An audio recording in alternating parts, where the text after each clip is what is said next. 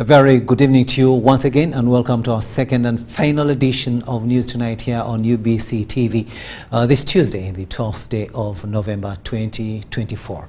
First though, let's have a look at our main stories.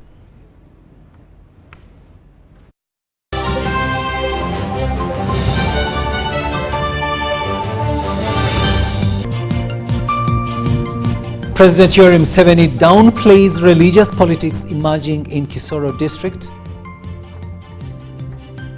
2 serial killers sentenced to 49 years imprisonment for murdering women in Chengera.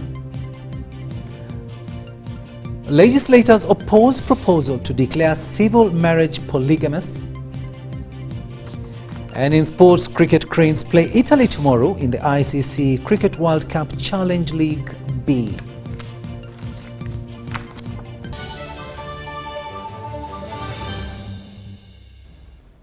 Hello there and welcome once again on Sign Language. It is Yusuf Senyamo and I am Rukidi Kiijanangoma, and we are coming to you live online and on air from Broadcast House here on Nile Avenue. Now, President Yoweri Museveni has cautioned Ugandans against religious divisions, calling such practices poison that only bring discord. The president was in Tororo to canvass votes for Rose Kabajenyi in the ongoing woman member of parliament by-election. The president also promised to investigate claims of vote rigging in the recent NRM primaries. We have more in this story.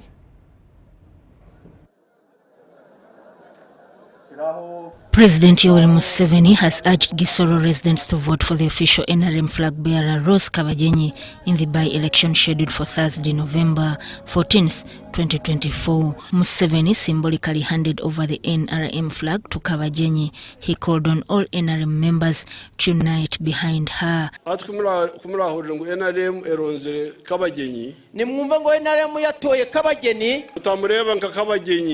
Mutamureba nka Kabageni murebe nguni akoitse bendera ya NRM mumurebe nk'umuntu ufashe ibendera ya NRM abokuba ebibitu ebikorwa nibikorwa NRM bikorwa n'umnakuba Museveni nyonyenka chairman ebyo ndakingubasa kubikora kuko ibiri gukorwa byose bikorwa na NRM kuko njewe nka Museveni nubwo ndi chairman kumuntu umwe ntabwo nashobora kubikora. The president also condemned any campaign tactics that exploit religious sentiments, stressing that such practices threaten long-term stability in the border district neighboring the Democratic Republic of Congo and Rwanda. Na bwekyo ebaru kugamba ngo bakaibo bururu wa primaries no kubwe mpamvu aba bari kuvuga ngo bibye bururu bwa primaries Echo kikwiha hari NRM. Echo ntabwo cyagukura ku shaka rya NRM. Abo kuba bayibire kuko niba baribye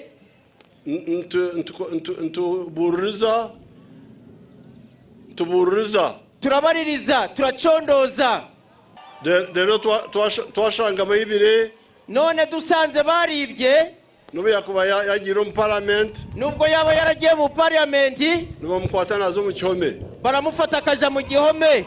His remarks followed an earlier statement by Dr. Chris Baliomusi, Minister for ICT and National Guidance and Deputy NRM Chairperson for Western Uganda, who noted that religious divisions and alleged vote rigging in the NRM primaries had prompted one NRM candidate to stand as independent. Nagamba no muguruse mugenzi wanje Dr. Mateke. Navuganye na mugenzi wanje umusaza Mateke. Nagamba na Bishop Mbitse. Mvugana na Bishop Mbitse. Nagamba na Bishop Karisti Rubaramira. Mvugana na Bishop Karisti Rubaramira. Asima nabagira nti mutekerezo obutwa futaho muri Gisoro. Kusimu ndababwira nti mutemera uburozi muri Gisoro. Obutwa poison. Obutwa nibwo burozi. Okay. Abo kuba nabaringicho mugurusu Mateke ati no kubwe mpamvu naboje muzayi Mateke ngwe bibiye dini ni dini nenganda ubwoko nibyo byashenyire government za Uganda hagati ya 66. After receiving the NRM flag, Rose Kabajenyi urged all residents of Gisoro to support her in the upcoming election. She pledged to serve the people of Gisoro impartially, regardless of background or affiliation.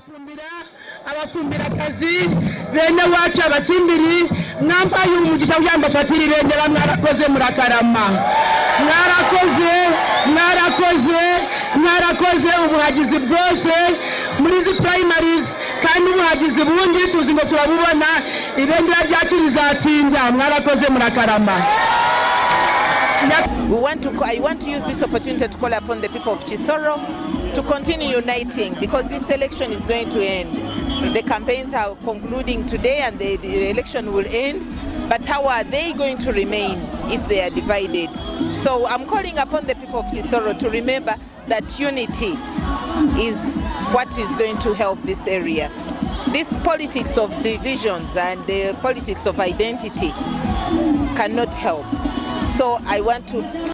The rallies held in Muramba and Nyakavande sub-counties attracted hundreds of people, including ministers from the Kigezi region, local members of parliament, political leaders and religious representatives.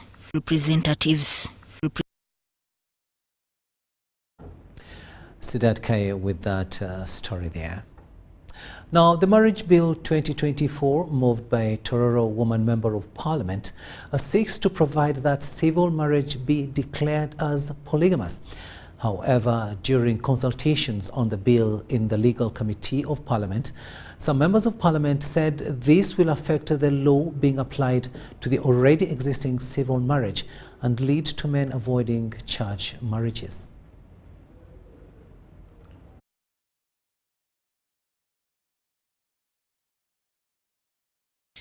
The Legal Committee of Parliament is scrutinizing the Marriage Bill 2024 that seeks to align with the 1995 Constitution.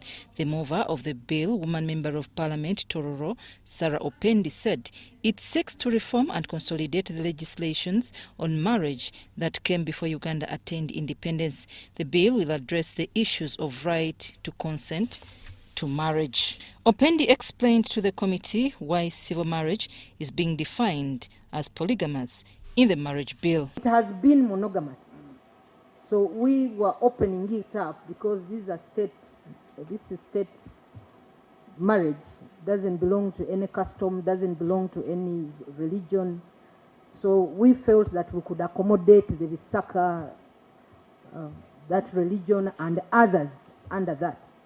But also aware that African polygamy is a reality in African settings. The law seeks to not apply to the already married under civil marriage before the coming into force of this law. Now we should cater for those who will be in the process. To avoid marrying in church, all of them will be going in for civil marriage. You can bring even 10 or 20 women. Imagine if that happens to your own daughter or your own granddaughter. How will you feel? Statistics indicate that 65% of Ugandan couples are living together as husband and wife, but they are not married. The bill provides for property rights of these couples and children in this kind of relationship. Where a man and a woman have lived together, acquired property together. However, along the way, the man decides to marry somebody else and leaves this woman with her children. But they have joint property. I mean, they have property they acquired together. Criminalizing cohabitation. Come we stay. You are criminalizing it on one hand. And then the other side, those who are stubborn to remain in it, you want them to presume the marriage. MP Jonathan Odur questioned the removal of adultery as a ground for dissolution of marriage, a provision that had been included in previous legislation. Leaving it general without specifications, I feel, is another form of injustice, especially to the people who seek to depend on it. Probably we could increase on the number of justifications and then put a general statement for others. There are so many. And some even crop up that we never thought about. Some MPs expressed concern about making marital counselling mandatory, as stated in the bill, arguing that it is already a common practice. They also raised issues about the requirement for individuals to give notice of their intention to marry and suggested this aspect be reconsidered. The mover of the bill, Sarah Opendi, conducted consultations with the Interreligious Council, NGOs, MPs, the Uganda Institution Services Bureau, and also benchmarked the bill with marriage laws in various countries. I'm Nafka Farid and Gloria Gwetavinji at Parliament. Now, the High Court Criminal Division in Kampala has sentenced 2 serial killers to 49 years in prison. They were responsible for the kidnapping and murders of women between 2018 and 2019. The convicts, Mugabe Kamada Shakur and Lukwago Hubbard's case, was heard before Judge Alex Ajiji of the High Court Criminal Division in Kampala. In 2018 and 2019, Joani Namaza and Namatovo Maimuna, residents of Nabingo Chengera Town Council in Wakiso District, were kidnapped and murdered. The wave of criminality involved the kidnappers who demanded a ransom from the victims' families and friends. Mugabe Kamada Shakula and Lukwago Hubbard, who are linked to these crimes, pleaded guilty to the offences. The two have been on trial for 6 years. High Court Criminal Division Judge Alex Ajiji sentenced Kamada and Lukwago to 49 years in prison. The two accused persons are convicts in the case of kidnap and murder of the one Yoweri Charity Generous, who was a very young girl who was at the time having only one child. It should be recalled that in 2018-2019, the period in which this senseless incident took place, the nation was reeling with the number of kidnaps and murders, a number of which this division, the criminal division of the High Court of Uganda here in Kampala, has been dealing with and has dealt with. It is no wonder, therefore, that A1 has been convicted and sentenced on 4 of these kidnaps and murders, while A2 has now been convicted on the second charge of murder, kidnap and murder. During court proceedings, convict Mugabe Kamada Shakul asked for a lenient sentence and requested to be allowed to meet President Museveni to disclose the identities of others still at large.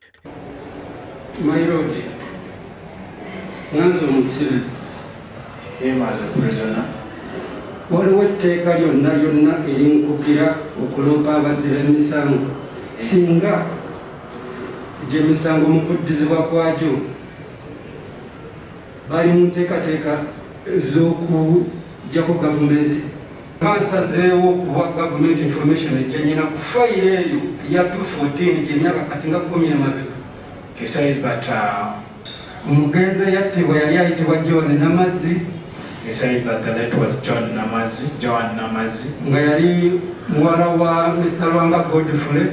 And this was a girl of Ranga Geoffrey. Namatovu Maimuna abali batuze b'e Nabingo Lukyengera Town Council. And Maimuna, who were from Nabingo, Kyengera Town Council. Ng'omuntu ono yakawambibwa awamu n'okuttibwa. This person had been kidnapped and killed. Obubaka abatembo baweereza family y'omugenzi lwaki bagamba Namatovu Maimuna yeewala okwagira ekibiina kya NRM. This is the 4th case in which Mugabe Kamada Shakul has been separately charged, convicted, and sentenced for kidnapping and murdering women. Story compiled by Deborah Namamonde and Viola Nansubuga. To matters pertaining to the health sector now, where Minister for Health, Dr. Jane Ruth Acheng, has called for cooperation and support for the upcoming malaria mass vaccination campaign, which is set to be rolled out nationwide in 2025. She made this call while interacting with local leaders from Bukedi sub-region who had gathered in Butalija district. Chibuku again is not doing very well in this area. Ministry of Health Statistics rank Rukidi sub-region as one of the worst performing areas in terms of health outcomes. According to the Uganda Demographic Health Survey Report 2022, only 55.8% of children aged 12 to 23 months in Rukidi sub-region received all the basic vaccinations. The region is reported to have the highest number of malnourished children in the country. In regards to nutrition, unfortunately, Rukidi is not doing very well. Malnutrition is high in the region, with 28.9% of children under 5 years stunted. These alarming statistics have prompted the government of Uganda to double its efforts to improve health standards in the area. Your Excellency, as I mentioned before, the area had an epidemic of malaria, which lasted nearly 7 months. We have had concerted efforts to reduce malaria in the region, and I will mention the efforts, but just to bring to your attention that mortality was high due to severe malaria, compounded by what we call the black water fever. In response, the Ministry of Health is also upgrading health centers to ensure they can provide standardized healthcare services. Excellency, the discussions on the need for a regional referral hospital has been concluded. We need resources, and this has been placed before the Ministry of Finance. Health center 4s are being modified as community hospitals. This is aimed at increasing access to quality essential health care services, including comprehensive emergency neonatal and obstetric care. Dr. General Facheng further announced that the nationwide mass malaria vaccination campaign will commence in April 2025. A malaria vaccine, R21, starting in April 2025. The vaccine is majorly for children, as they are the ones who suffer the most. It will be given in 4 doses at 6 months, 7 months, 8 months, and 18 months of age. She emphasized that the success of this campaign will require both public and leadership support. The number of malaria cases among the children vaccinated drastically drops. And so my humble appeal to Rukidi region is that we embrace the malaria vaccine. Malaria remains one of the leading causes of death in Uganda, with the fatalities ranging between 70,000 and 100,000 annually. Robert Onyango, UBC News. Of entry. Thanks, Onyango, for that story there. Now, the leader of opposition in Parliament, Joel Senyonyi, has urged farmers not to lay down their tools on coffee production in Uganda. He says farmers should continue growing coffee despite the abolishment of Uganda Coffee Development Authority. This follows the dissolution of UCDA last week that moved its mandate to the Ministry of Agriculture. Parliament recently passed into law the National Coffee Amendment Bill 2024, dissolving the Uganda Coffee Development Authority.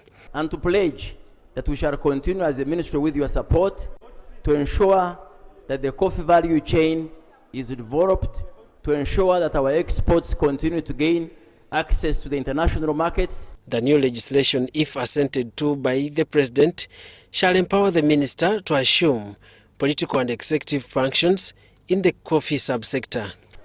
We shall ensure that our laboratories continue to be fully accredited. With your support, we shall ensure that our research institutes continue to produce the best varieties, and our coffee profile as a country will continue to go up. Some members in the opposition boycotted the session after disagreeing with the move to rationalize UCDA. Joel Senyonyi, the leader of opposition in Parliament, has addressed the media. There are several other entities that are still in place that we think should also be rationalized. Now that you're saying Your concern is to save taxpayers' money. So we are going to push that front. There are many other entities that have been created which don't even require a bill in Parliament because they are not creatures of statute. But Lop Senyonyi condemned the chaos at the Parliament chambers last week. You see, Parliament is a place for discourse, intellectual discourse. We sit, deliberate on different matters, pass laws, engage on policy formulation, etc., etc. That's what this space is for. Unfortunately, last week it descended into something else. So, the leader of opposition wants the public to continue growing coffee, despite the controversy in media reports. Some think that the fight was wrapped up. No, that's not the case. So please grow as much coffee as you possibly can. The fight is still on. It remains for generations and generations. So please do not be discouraged. This fight is very much still on. Grow as much coffee as you possibly can. Last week, the Speaker of Parliament, Anita Among, interested the MPs to debate in accordance to the rule and procedures of Parliament. The House was heated up because of the matter that we were handling that day. There was heckling in the entire House. When I stood up to speak, as I was advancing my points, colleagues on the NRM did not want to listen to the laws I was quoting and so on, and they began to heckle. I did not see the Speaker suspend any of them. And I want to assure members, no amount of intimidation can ever move me away from where I am. I will remain the smiling me. And now that Trump has even won, the sanctions are gone. I am not conflicted. 3, I do not vote. Daniel Mugoya, Gloria Gutabinji, UBC News. Deputy Resident City Commissioner for Machindi Division, Nashemeza Caroline, has convened a security meeting with local leaders in preparation for the upcoming festive season. The meeting was attended by the UPDF officers as well as personnel from the military police barracks in Machindi.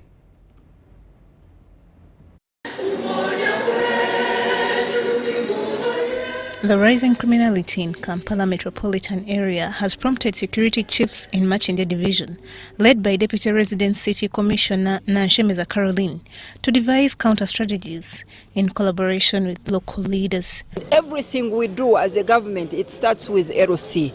So I felt it's very important that we meet LOCs and other leaders so that we discuss on issues of security, personal security, and even mobilizing our people.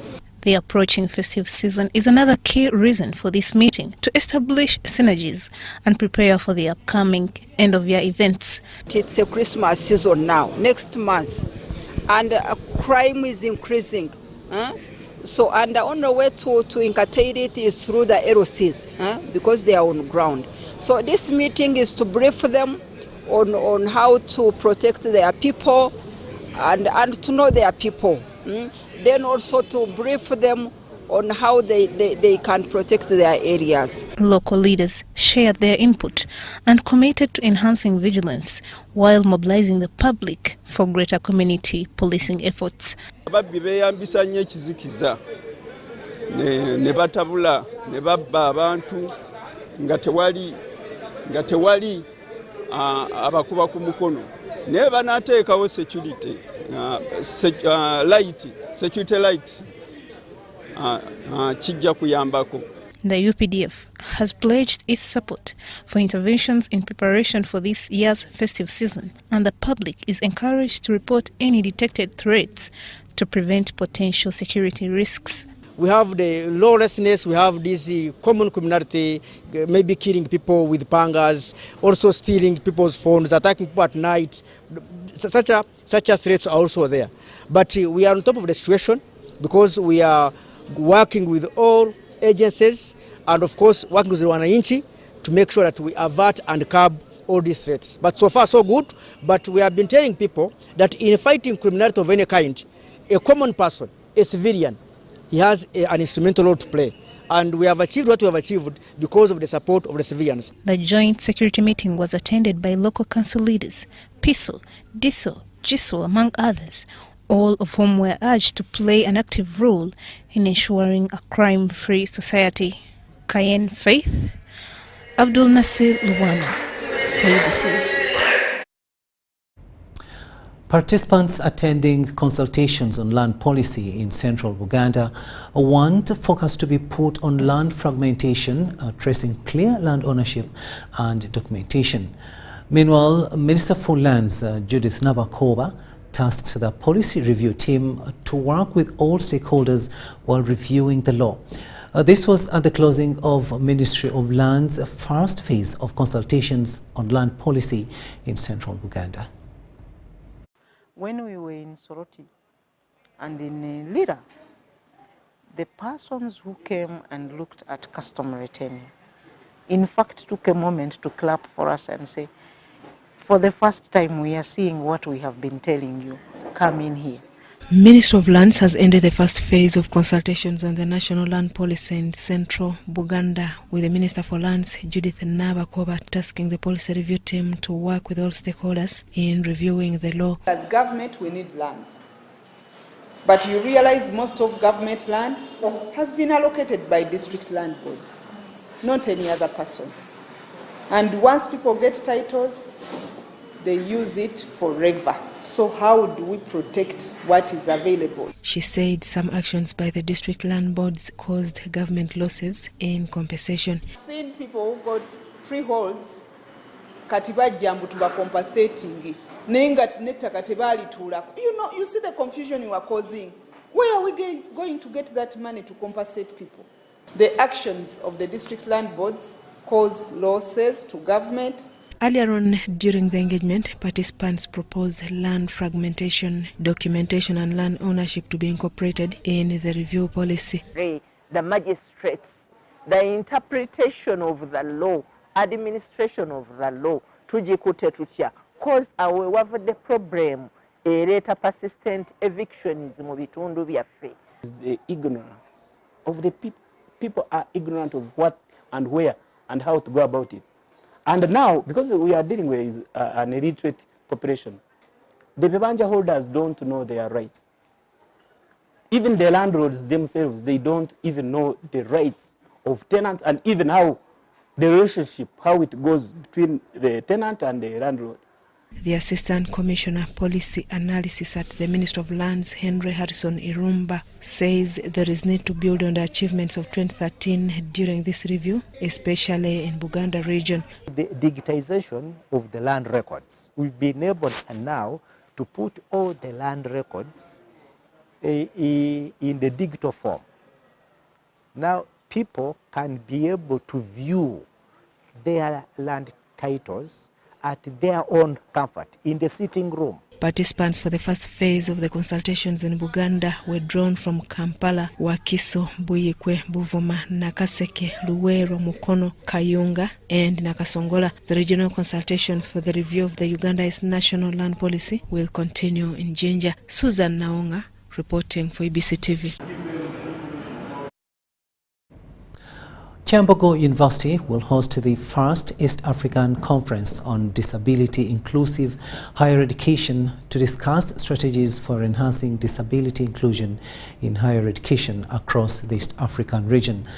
Vice-Chancellor of Kyambogo University, Professor Eli Katunguka, says the conference will provide a platform for networking, collaboration and sharing research on disability inclusive education with the goal of fostering equitable access for all. The conference, starting November 13th to 14th, 2024, will bring together stakeholders in disability inclusion education. Kyambogo University is the leader in provision of inclusive higher education, and we take care of very many people who are abled differently. That's a term I have come to learn recently, that they are not disabled, but they are abled differently. There is still debate on what we should call them. The university now has a population of 241 people with disabilities. They are Ugandans, they are neglected in many areas, and Kyambogo University has been able to provide facilities to welcome them. What is surprising, when these young people apply for studies in other universities, they don't take them up, they send them to Kyambogo. They say, you go to Kyambogo, it's the one that can handle you people. So we ask government to provide for us. In order to be able to look after these people, the university had to develop a disability policy. A policy specifically to take care of people with disabilities or people who are able different, as I hear people calling them. Because we expect participants from across the globe. We have invited participants from all over Africa, and we have also participants from Europe. Professor Eli Katunguka ending that story there. Now, despite the Uganda Intergovernmental Fiscal Transfers Program, UGift, nearing its closure in 2025, the UGift World Bank sponsored projects face delays in some areas, with seed schools and health centers at varying stages of completion. Some completed projects lack critical resources such as library books, ICT equipment and science materials. This was observed during a visit by Ministry of Finance officials, the World Bank and other government bodies to Nakaseke and Kiijanangoma districts. UGift, funded by the World Bank, enhances service delivery in the education, health, water, agriculture sectors across 146 Ugandan districts. At Karege Health Center 3, improved facilities include new wards, but it is understaffed with only 10 out of the required 19. So this particular support mission by the World Bank is looking at the closing of the project, which is coming to close. The project is coming to a close, and selected projects in these select districts were picked out to be visited to look at the service delivery. We visit Blessed Seed Secondary School in Semoto with 679 students. The school needs additional classrooms due to the bulging numbers. The school has insufficient library books and computers. We visit Chikamo Seed Secondary School. UGift project has given a new facelift to this school. The old makeshift structures are inhabitable, with some almost crumbling. New structures have since been built, although they remain incomplete. The health sector had two facilities in Nakaseke district. The facilities were completed. One was completed, one was still ongoing. The facilities were good. Nakaseke, there was also a seed school that was, one of the seed schools was not yet complete, but the progress of the contractor was really commendable. The supervision team recommends pressuring contractors to meet timelines, especially for incomplete projects like Chiguma Seed Secondary School, Chikamo Seed Secondary School, among others. Advice has been given to the local government in how to ensure that this school is completed before the program closes.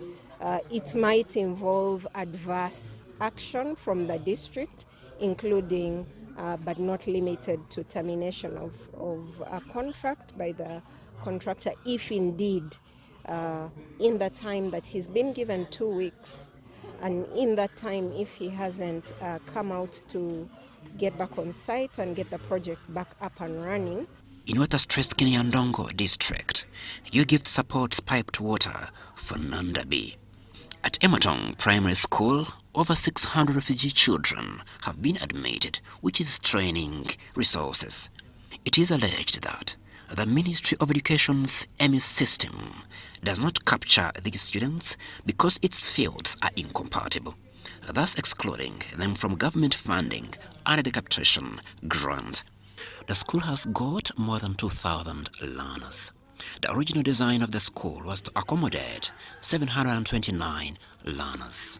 However, the challenge of desks is one biting concern. The school has got 372 desks only. A visit at Tororo City Secondary School. The school is not fenced. However, the buildings are complete.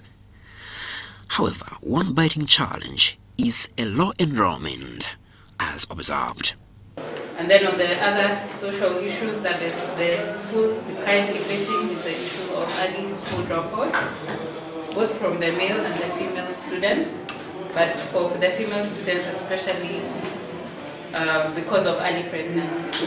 We advising the districts to do is to have plans in place for operation and maintenance of the projects that have been implemented. UBC News. I will now take a short break and return with much more. Do stay with us.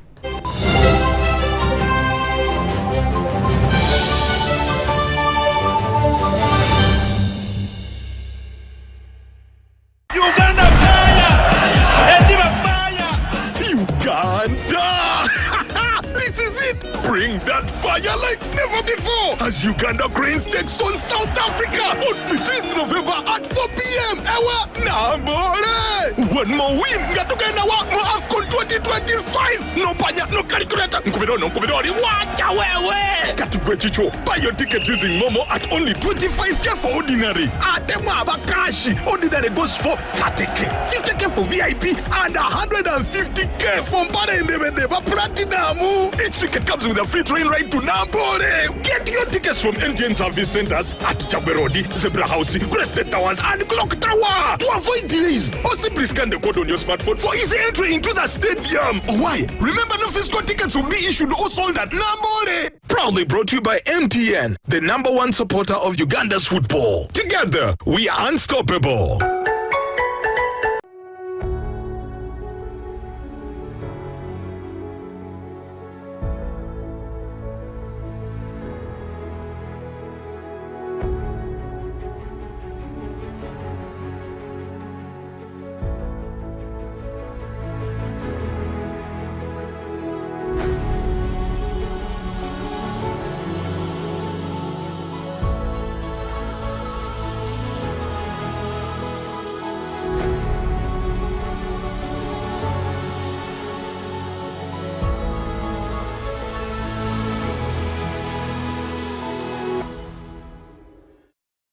Do you need data collection services, data analysis and reporting, monitoring and evaluation systems? Then contact Mold Technologies, a professional research firm that has provided many organizations with timely research solutions for over 15 years. For more information, visit www.mt.co.ug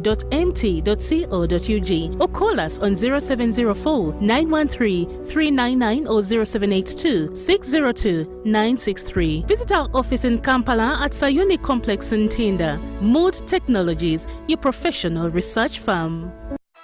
In the heart of Uganda, a financial revolution is happening. We were once left out, saving the old-fashioned way, with an unexpected saving spot, keeping it too close for comfort. But now, we found a better way to save and manage money. Download the Wendy app from Google Play or App Store or dial *229#. With Wendy, your money is safe and you can earn interest daily. Visit your Google Play or App Store or dial *229# to register. Wendy Wanawoli. The Ministry of Health informs the general public that there are some cases of Mpox detected in Uganda. The ministry, working with partners and affected district local governments, are doing their best to contain the situation. The signs and symptoms of Mpox are body rash, fever, general body weakness, headache, sore throat, nasal congestion or cough, and swollen lymph nodes. You can prevent yourself from getting infected with Mpox by avoiding close contact with people who have been confirmed to have Mpox or who have signs and symptoms of Mpox. Avoiding touching or sharing personal items like beddings, eating utensils, phones, or other belongings of a person who has the signs and symptoms of Mpox. avoiding contact, including eating with all wild animals, alive or dead, especially those known to carry the virus, such as rodents and monkeys, and those that appear sick or have been found dead. Getting vaccinated if you're among those who have been identified to be at high risk of Mpox infection. Mpox is treatable and usually goes away after 2 to 4 weeks. However, it can be severe, causing even death, especially among children, pregnant women, and those with other health conditions. For more information and support, contact your nearest health worker. Call the Ministry of Health's toll-free line on 0800 100 066 or send a free SMS to YouReport on 8500.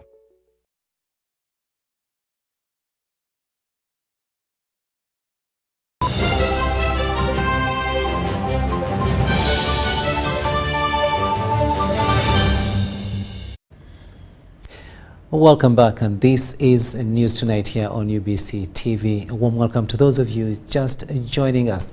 On sign language, it is Yusuf Senyomo, and I am Rukidi Kiijanangoma. Now, the Vice Chancellor, Uganda Matters University in Nkozi, Professor Patrick Kyamanywa, has urged students at tertiary level to discover their potential early enough before graduating in order to compete in the current labour market. He was giving a keynote address to students of Uganda Matters and Kyambogo universities, hosting the United States Uganda Alumni Network at Uganda Matters University in Nkozi. Take a watch. As one joins tertiary education, they need a vision that directs their agenda. While addressing visiting US Uganda alumni and students of Kyambogo and Nkozi universities, the Vice Chancellor, Uganda Matters University in Nkozi, Professor Patrick Kyamanywa, told the students to be focused. Being organized by Musu leadership, by the university, be part of them. And please, start building your CV now. There are things you forget because you thought they were light moments. But these are things that make the difference. The head of communication, Uganda Matters University in Nkozi, told journalists that students need to build networks that expose them to the world. We have been actually trying to discuss on how they can prepare themselves throughout this journey, this academic journey, so that when they reach the career world, they know actually what they are supposed to do. Ms. Ame Peterson, who represented the U.S. Embassy in Kampala and founders of the U.S. Uganda Alumni Network, says the major reason why the U.S. government funds such programs is to build strong partnerships across the world. Those partnerships, and we can help all countries thrive because of those expanded networks. So that is why we invest in these opportunities. And we look forward to having more partnerships with students here at Uganda Martyrs University and across the country in these programs and joining these opportunities. Students benefited from the different presenters and the panel, who educated them on financial literacy, discipline, savings culture, and building partnership. Honestly, they have shared a lot on a personal level and financial level. It has really helped us to get into the skills that we need as undergraduates and even after we graduate. We lose a lot of time when we are at this level. And this is the most productive level. We spend every little money. We don't earn.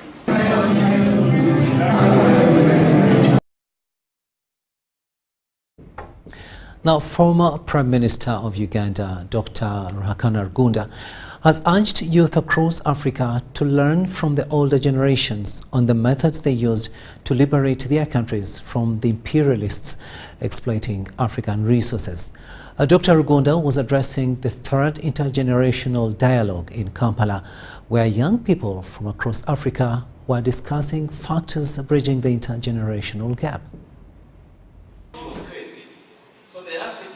During the third annual Intergenerational Dialogue with partners from different parts of Africa, former Prime Minister of Uganda, Dr. Rukidi said Africa has a population of about 600 million people, where youth make up 70 to 80%, so governments must commit how to deal with them. Each generation has its own responsibilities. Our responsibility in your generation, I do not put myself in your generation, is to ensure that you block hemorrhage of resources to Europe. Number two, you combine, you bring together the African people so that they work together, they are united to reverse this exploitation. I do believe that you can do it. You have the knowledge, you have the energy, you know the issues. It's not, these are not exotic issues. We live with them, we know them. Rugunda also says that it is beneficial for the COMESA elders and governments to endorse this because it is the only logical way forward. We know that our raw materials are just being taken. We know that sometimes they cause war. For example, they cause war in the DRC in order to make sure that no one disturbs the flow of minerals from DRC. And this is true in different ways in many other African countries.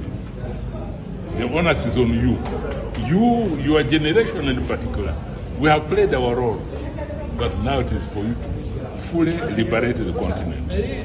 His Zambian delegate, also youth leader Ruth Kangina, explains her expectations from the Intergenerational Dialogue. This particular third Intergenerational Dialogue Forum is a very important one, not only bringing the young people but as well as the older generation to see how we can begin to share ideas across generations. So I really believe that this forum and what we're going to learn from this forum is that we're going to look at how we can work together in terms of fostering for peace and security on the African continent. I do know that we're experiencing a lot of surges from different changes on the African continent, but how do we unite as a continent? How do we unite as generations, the older generation, our parents, our grandparents, to solve the issues for Africa? The third annual Intergenerational Dialogue will end on November 14th, 2024. Story compiled by Kenneth Tanaba for UBC News.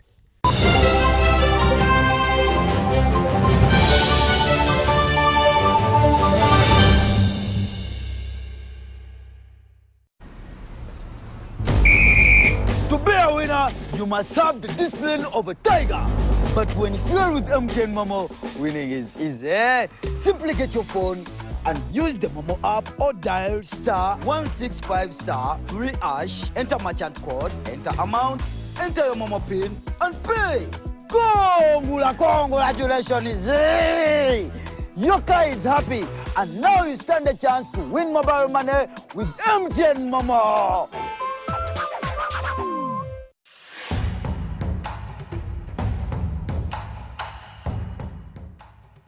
Amazina ganje ninyetwe kwa Seruhanga John Bosco ninduga mu district ya Rukungiri byo muhanguzi wa miliyoni 16 na Uganda National Rotary nzahangwire urwo mu kuzana *278# ngafuna message erikweka mu muhanguzi nashemererwa konka nabaza kugira ngo ne byabafere sente ziriyo zona bakaziteka ngo nazihangwira. Uganda National Lottery. Dream, play, win. Participants must be 18 years or older. Play responsibly. The Uganda National Lottery is operated by Ituba Uganda and regulated by the National Lotteries and Gaming Regulatory Board.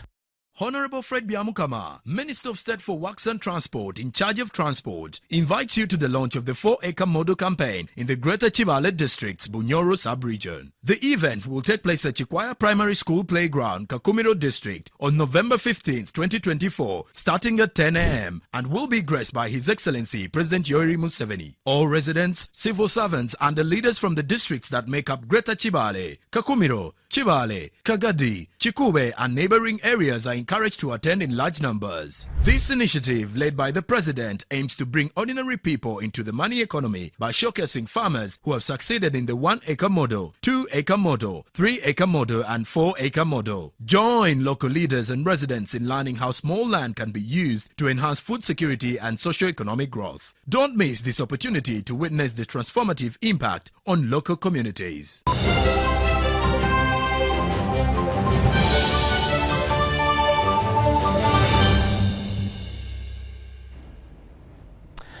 Welcome back. Let's have a look at business news now. And Ugandans have been urged to embrace the Buy Uganda, Build Uganda BUBU policy, which encourages the use of local goods and services, including the development of local skills and personnel. This was discussed during a media briefing at Uganda Small Scale Industries Association offices in preparation for their upcoming 45th anniversary celebrations. UAP Micho engaged with local business owners to highlight the financial security that insurance can provide for small and medium-sized enterprises, which are often vulnerable to unforeseen events. We educate them to improve their knowledge about our products and services and to embrace insurance, because at the end of the day, without insurance, your risks are not covered. And at the end of the day, we must make sure that they understand what offering we have, what solutions we have, and at Old Micho we do solutions that are tailor-made based on the segments, at the same time based on the sizes of the businesses. Entrepreneurs agree that insurance could offer essential protection, but remain concerned due to previous negative experiences. There is a prevailing fear that insurance companies may fail to pay out claims when disaster strikes, leaving businesses to bear the full cost of losses. As they are changing our mindset, in times to come, we shall advise them and they will be happy to join this major organization. Insurance, experts advise that having the right policies in place can safeguard against risks from property damage to liability claims. With businesses, we are supposed to have investment. We have to see that there is growth from one year to another, because you're buying assets, and through investment you're buying assets, so we are going to also asset purchasing and so much more. So insurance is here to help us in those, at our comfort, with ease. Investing in insurance could be key to navigating unforeseen challenges and ensuring future success as businesses continue to grow. UAP Micho and other providers are offering tailored solutions to meet the specific needs of small business owners.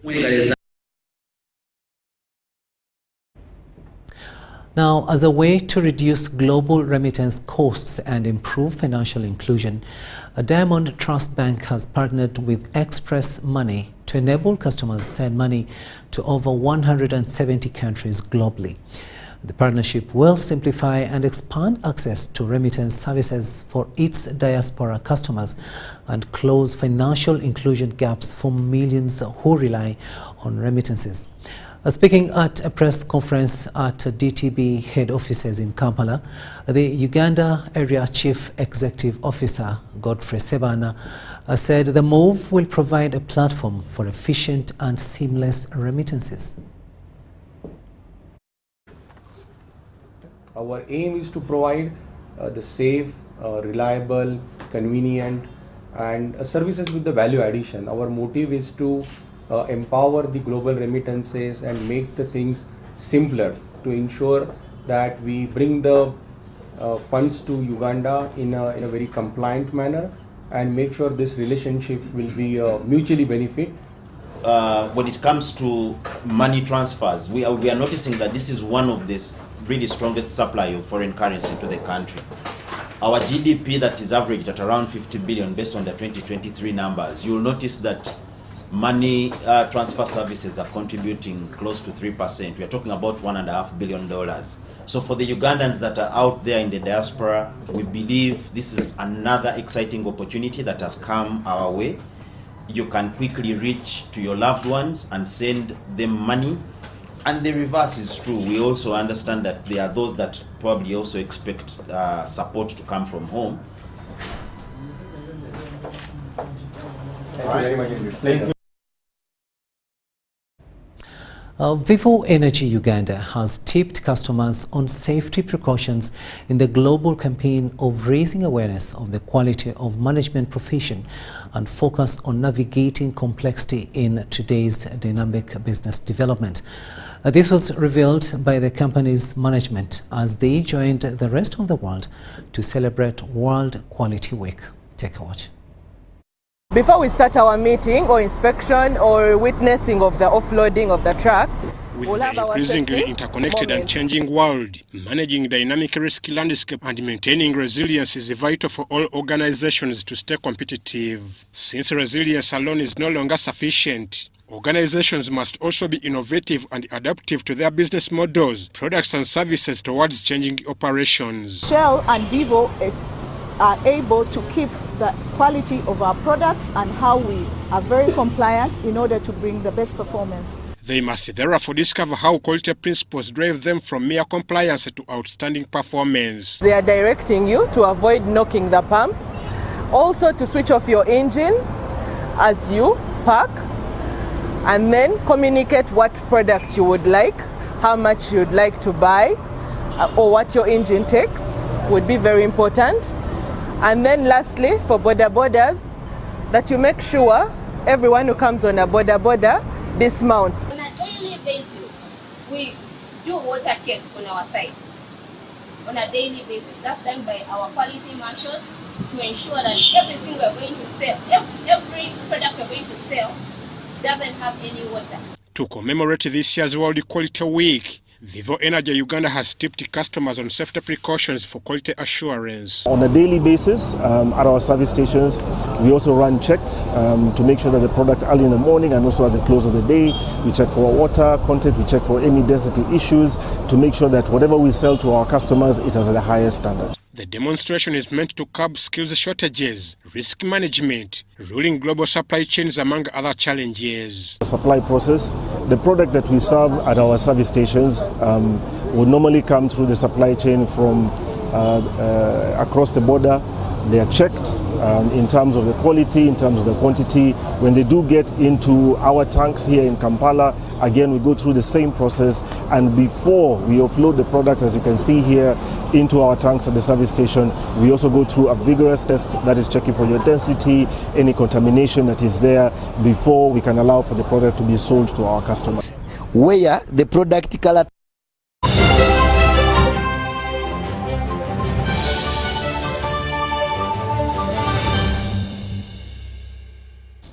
Sports news now, and we begin with cricket. After their Sunday game was washed out by rain, the cricket queens have shifted focus to their next fixture, and that is against Italy. This match will be played tomorrow, November the 13th, 2024, at the Entebbe Lakeside Oval, and will be the fourth of 5 games for the team. Our reporter was with the team during their training session and filed this report. Gets behind this one, and Obuya's power again. Despite the team's impressive performance in the first innings, posting 291 for 9 against Hong Kong, China on Sunday, the cricket queens had to share points with their opponents after a heavy downpour caused the game to be washed out. As a result, Uganda ended up with 1 point, the same as Hong Kong, China. See, there are certain things which we cannot control. We can only control the controllables. And we are looking forward for the next game now, because what has happened in the past we cannot control. We cannot control the nature and the rain. We'll try and play good cricket, that is more important. Commenting on the team's performance so far, the coaches had this to say. From last 2 games we have been scoring 280, 290 runs on the board. So there's a big improvement in the batting. Craig has done a good job. As far as bowlers are concerned, bowlers are also doing very good job. Giving ourselves a chance. It's 50 over cricket, so the guys have got more time to spend at the crease. We're still not clicking 100%. We're very grateful that the captain Rizzi has been scoring runs in the middle and been helped by the lower order. Yeah, so we're still looking for someone in our top 4 to get us 100 and to take us through. The team has now shifted focus to the next fixture against Italy, which will be played in Entebbe at the Lakeside Oval.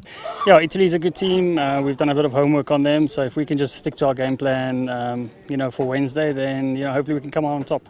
Yeah, again, it's just about hitting those KPIs for us as a team. Keeping it as simple as possible. I think that's what we've done really well so far. When one guy gets in, he just tries to bat through for the team and sort of lay a platform that we can look to exploit later in the innings. As far as results are concerned, results are always, it comes if you control the things. So our main focus is to try and control the sessions, try and control the momentum of the game. Uganda currently remains on top of the 6th-team table with 5 points and a superior net run rate. However, the results of the next fixtures will determine how Uganda completes this first round. The ICC Cricket World Cup Cricket Challenge League B is a pathway to the 2027 ICC Cricket World Cup and ODI status. Grace Joyce Kemigisa, UBC News. Finally to golf, where the 2024 Kinyara Golf Open Tournament has been launched. It's the brainchild of Kinyara Sugar Company and is arguably one of the oldest, yet still glamorous in Uganda. Our sports reporter John Barnes Sentamo gives us more. The past 79-hole Kinyara golf course may not be as expansive as this at Kitante, but prides in a tournament that many around Uganda seek to play at every year. In fact, the numbers for this year's Kinyara Open Golf Tournament that has been launched at Uganda Golf Club Kitante are projected at more than 150 players from across the country. It is for developing talent across the country. We are going to receive players, junior players, senior players, all participating in one tournament. They will learn from each other. The juniors will learn from each other. This tournament, that is a world amateur golf ranking event, will be played on the medal format and has 52 holes for the amateurs, who will be led by reigning champion Joseph Chinyai, who is seeking a 4th straight crown. This tournament is very important. I said earlier on that it is a world amateur golf ranking event where it is a method of ranking our top amateur golfers in the world. That is, recently we have had some good rankings. For example, we have Chinyai, I think, leading in our country. And we take that opportunity and we want to thank our sponsors. Thanks to them that we are having this. And we are going to have most of our players play for ranking points. The amateurs are playing for a 4 million shillings kitty to be shared by the top 5, while the professionals that will play 36 holes are vying for 10 million shillings. The company uses this tournament to launch other CSR activities. And in these activities, we do extension of water sources, we work on roads, we improve on schools, and even support other sports events. So it is a launch pad in the Kinyara fraternity. This 26th edition is backed by several partners including Sanlam Insurance, ICEA Lion, MUA, UAP Insurance and Gold Star Insurance that have been brought together by Liaison Group and have raised close to 120 million Uganda shillings. There are many prizes, trophies, and not only our sponsors supporting, and even Kinyara also, we are sponsoring around 35 million because it's a Kinyara's commitment. There will be several prizes for excellence ranging from refrigerators and smart televisions to 1 ton of sugar for hole-in-one success at the Par 3 Hole 7. This tournament, whose 2024 3-day action starts on 21st November, has revealed high-class players, with national team ace Joseph Kasozi the latest. John Barnes Sentamo reporting there, and that story brings us to the end of the second and final edition of News Tonight here on UBC TV this Tuesday, the 12th day of November 2024. Thank you so much for having kept us company. On sign language, it has been Senyomo Yusuf, and I am Rukidi Kiijanangoma, wishing you a blessed night.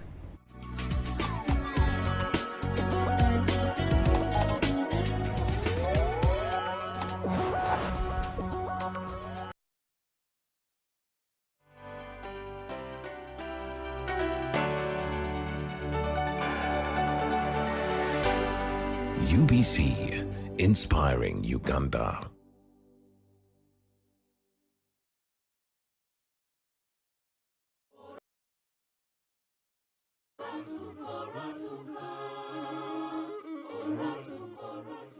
In a world where every day is a battle for survival, one man endures grueling hardships just to make a living. Hey, yes, sir. Hey. Akarimu kamaliza bulungi sebo. Onokola. Chido. In Olwatuka, witness a heart-pounding journey of love.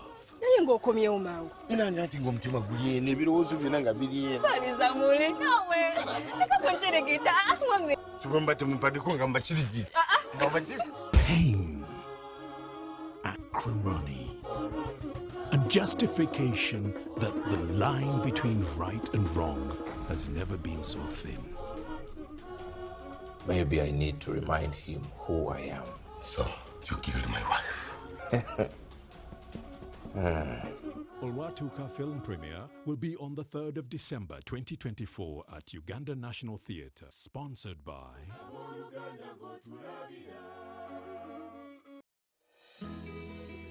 This month of November, the Ministry of Health, with support from partners, is intensifying provision of routine immunization services in what is known as the Big Catch-up.